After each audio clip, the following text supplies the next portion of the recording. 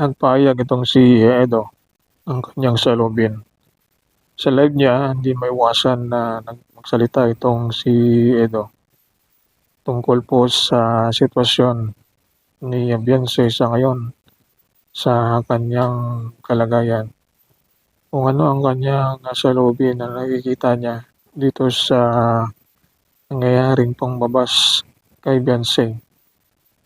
At napahayag niya na nanonood din siya ito sa live ni Beyonce.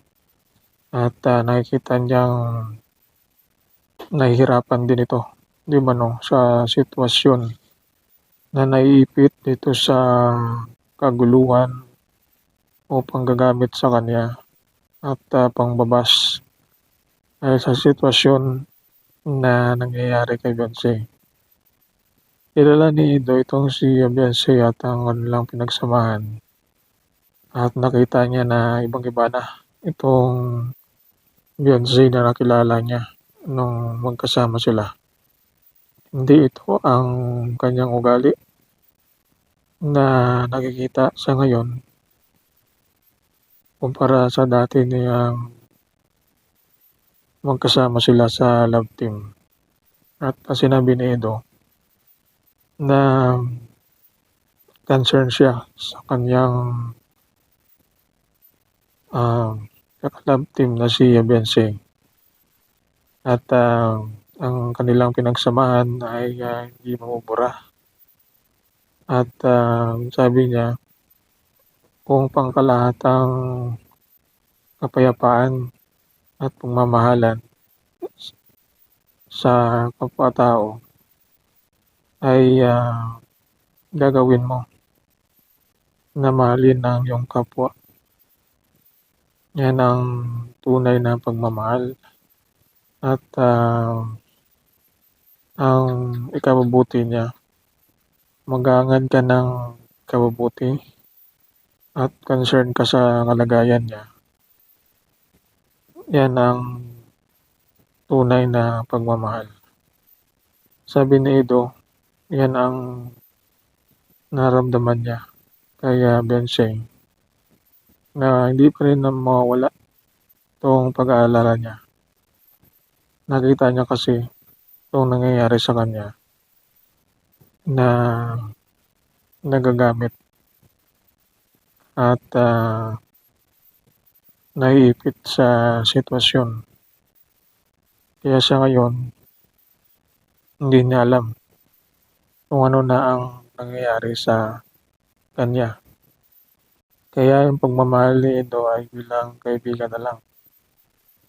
At wala na itong special na pagtingin. Kaya dito natin masalamin na mabait na tao kung si Edo. Ayaw niya ng gulo at ayaw niya ng tingnan ito pong masamang ginawa sa kanya. Ang magandang alaala, mga nangyayaring nakalipas. Ito yung kanyang tinatanaw. Kaya open itong si Edo sa pagkasundo. Pero mukhang ayaw naman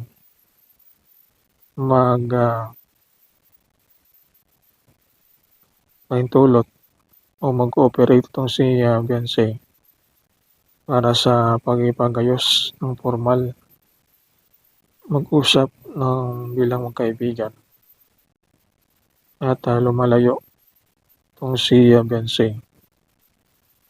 Kaya napapansin natin itong nangyayari sa kanila. Hindi maiwasan na silang dalawa ay patuloy pa rin na inuugnay. Marami pa rin fans ang hindi nawalan ng pag-asa na sila ay balang araw ay magkasundo o kaya ay may pag-asa pang magbalikan. Pero hindi natin alam ang tadhana kung ano talaga ang mangyayari sa kanila. Kaya abangan natin ang buhay ni Beyonce. Ngayon, maraming bus ang natatanggap niya na ito ay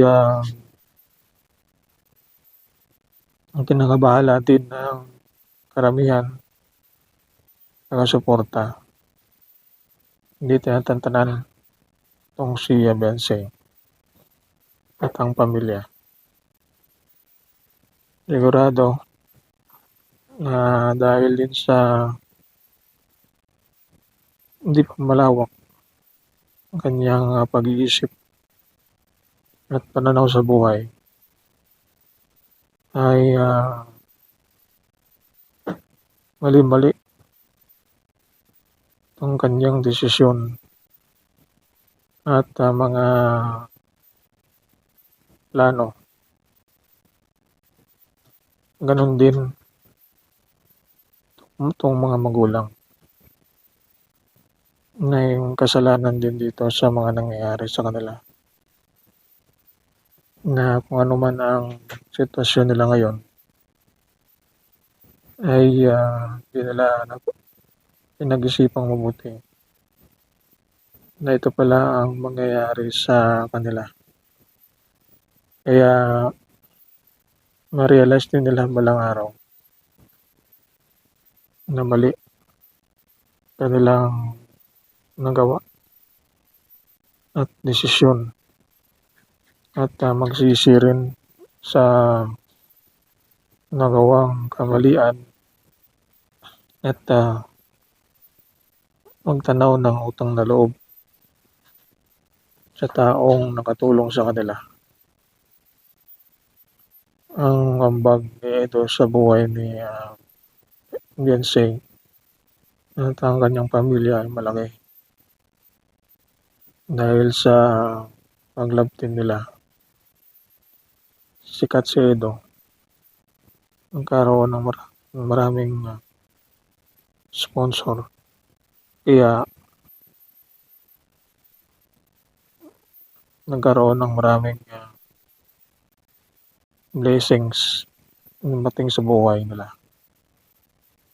Ngayon, nakita natin na naninindigan sila na lang sariling sikap, pero may mga taong naapakan at nasaktan tulad ni Doklat. Sana magkaroon ng pagsisisi sa bandang huli ang pamilya ni Beyonce.